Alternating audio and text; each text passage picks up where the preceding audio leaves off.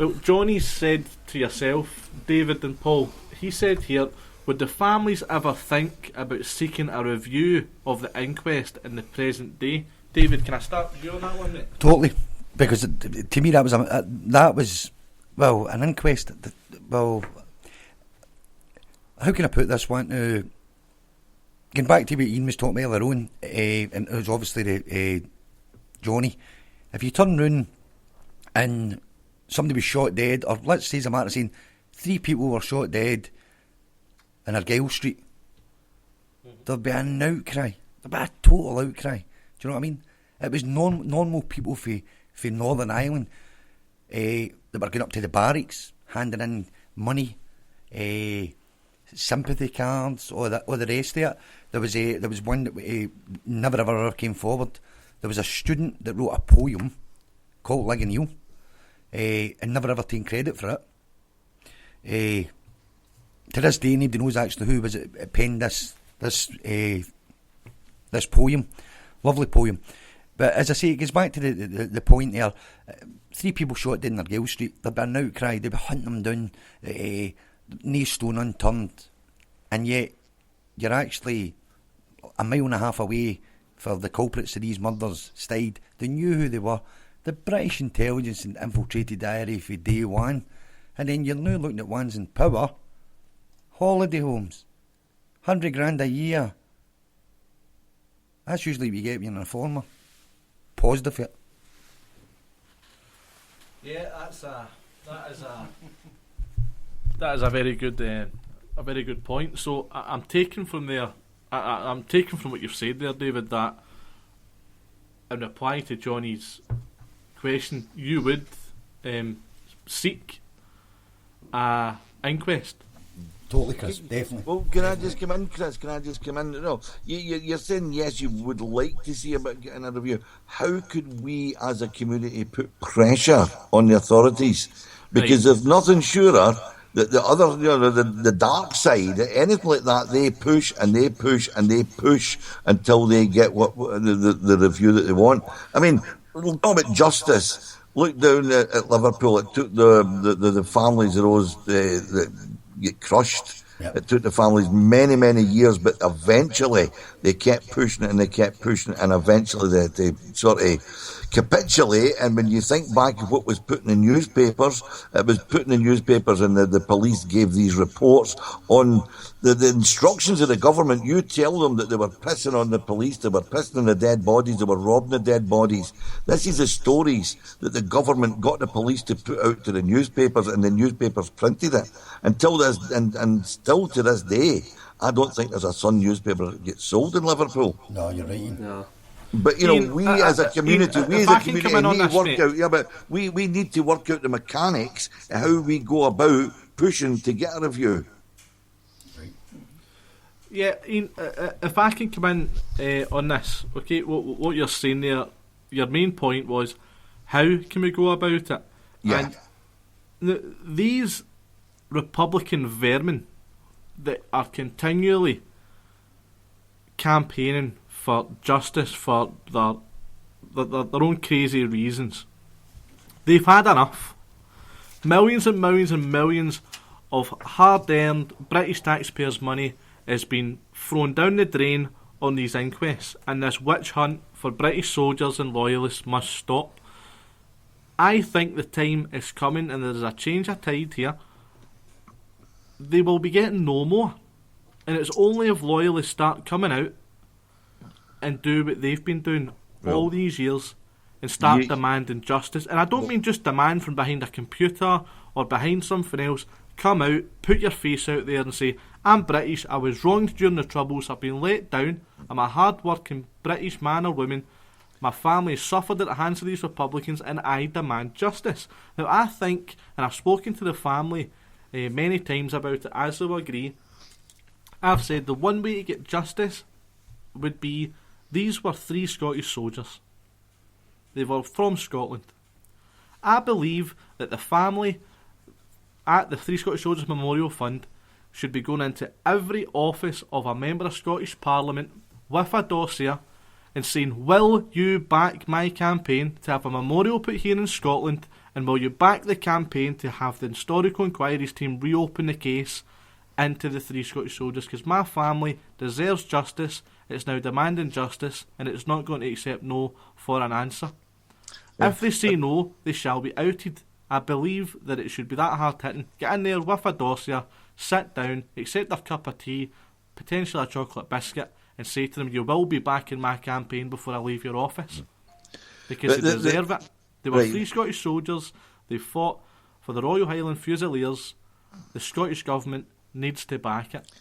I believe you need to apply there is people pressure, within the Chris. Loyalist community. There is people within the Loyalist community with the know-how to put a report together in conjunction with the family and work with them, get it together, get it made up, get it printed, get it out there, and get the ball rolling for justice. And not only the McGawkey family, any family that has been wronged, even Robert George Curtis, he was murdered in Northern Ireland. He was the first soldier to be killed in Northern Ireland on the 6th of February 1971. No justice was ever received for that guy. I thought the three boys that we're talking about, I thought they were the first three active servicemen that were killed. Sorry, my mistake. No, mate, they were the 4th, 5th and 6th murders in Northern Ireland, but they were the first off duty soldiers to be killed. Mate, I believe, and I could be wrong, but I believe the best way to get justice for the three Scottish soldiers is to take it to the doors of Holyrood, take it to the doors of every MSP in Scotland,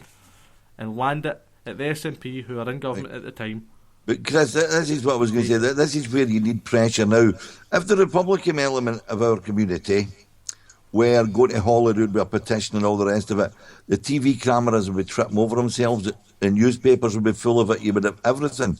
We, as I keep telling you every time we're on this show, I keep saying it, and I don't mind repeating it because people need to get it through, it needs to penetrate, that we as a community have allowed all the really instrumental parts of the society, especially the media, to be taken over the Republican sympathisers. Yeah. They're not going to publicise anything that's for our community. They will do our community down. They will up their own community at every opportunity. So if you did get a new review, if you did put a report together, as you say, we'll more than likely get the skill set within the community to do that. You put it together and it's well done, and a petition and everything else, and you're delivering it to Holyrood, there'll be nobody there to photograph you, put it in the papers, put it here, put it there. You would get a bit on Facebook and social media, that would be it. You would not get a complicit. I think this is where the beauty comes from. Right? This is where the beauty comes from. You might be right, no media outlet, there might be no one willing to come and print a story about it. There might be no MSPs willing to take up the challenge. This is why we started the PO Community Radio. Yeah, we can start putting things out ourselves on social media, and eventually they will listen. It's like the film The Shawshank Redemption. Andy Dufresne, he wanted books for the prison.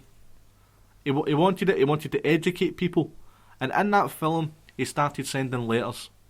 No one listened, so he started sending two, and he sent until someone says, this guy's not going to stop until he gets what he wants.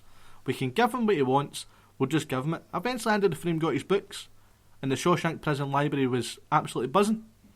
I believe it's that same method and that same level of commitment that we're needing from the Loyalist community to back the families and then get justice done. Just keep on hitting it. Keep on smashing away and plugging away. But what I'd like to talk about, Ian, just now, mate, because we are running out of time, we've got about 35 minutes left. I want to pass it back over to David and Paul. David and Paul run the Three Scottish Soldiers Memorial Fund here in Scotland. And they're forever in contact with the chaps over by in Northern Ireland, working together, constantly contacting each other. This is how the memorials were funded, a kind of joint venture, a joint effort, and every time the memorials are attacked, there is funds there to have them repaired and cleaned. And the Three Scottish Soldiers Memorial Fund in Scotland, they work under the auspices of the old park in Cave Hill Royal British Legion. Now, I'm going to pass it over to David and Paul. and if I can ask you to talk about the Memorial Fund. It's up to yourselves who wants to kind of take it from here. David or Paul, I'd imagine yourself, Paul, you'd like to come in first and say the work that you guys do, because it's not only for the memorials that the funds are raised. Sometimes you have seen many different causes within the loyalist community, and you have helped. So I'm going to pass it over to you just now, Paul, and you can mention a lot of the work that you do at the fund. Right, well, where do you begin? A number of years ago, we started off just a couple of wee badges and some T-shirts and things like that, try to support the guys at the Old Park Cave branch with the British Legion, who'd done an absolutely fantastic job earlier. We of course have took part in many other things. One of the things that we're looking at the moment is with the Campbell family. We're looking at setting up a wee sponsored walk and things like that. We're supporting them with that. That's in the Robin House over at York Hill. We've also had our David, when he done his hair purple. You done it, wasn't it? Aye. So that was Dempsey Ballantyne. That was had to be sent out to America because of sarcoma cancer. We took bits and pieces to do with that. Talking about all these the great things that we've done, it's not so much what we try to do, if that's what you like. We didn't get into this for any sort of thanks or for any sort of try to promote ourselves in that kind of way. We do it for the heart. We take part in anything that we see, anything that we think that we can help. Then we will. We're always here. We can only say that we're part of this community and we hold the community close to our heart. As far as the Memorial Fund's concerned, I'm sure David will agree. We've actually lost quite a lot of good people. A lot of the ones who have been there, like Spiv and other people as well. We've got Big Dougie up there in his wheelchair and things like that now. A lot of our guys are not as able as the ones were.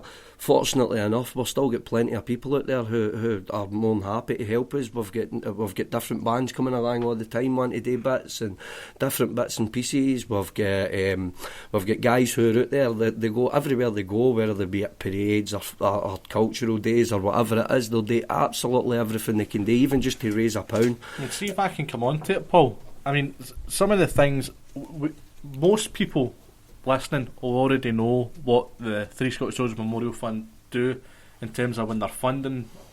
The fund's going to a pot, and that pot is there to...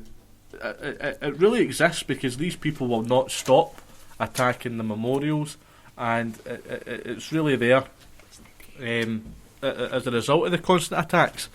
But you said there that you helped a kid called Dempsey, was it? That was with Dempsey Ballantyne. And more recently, you guys had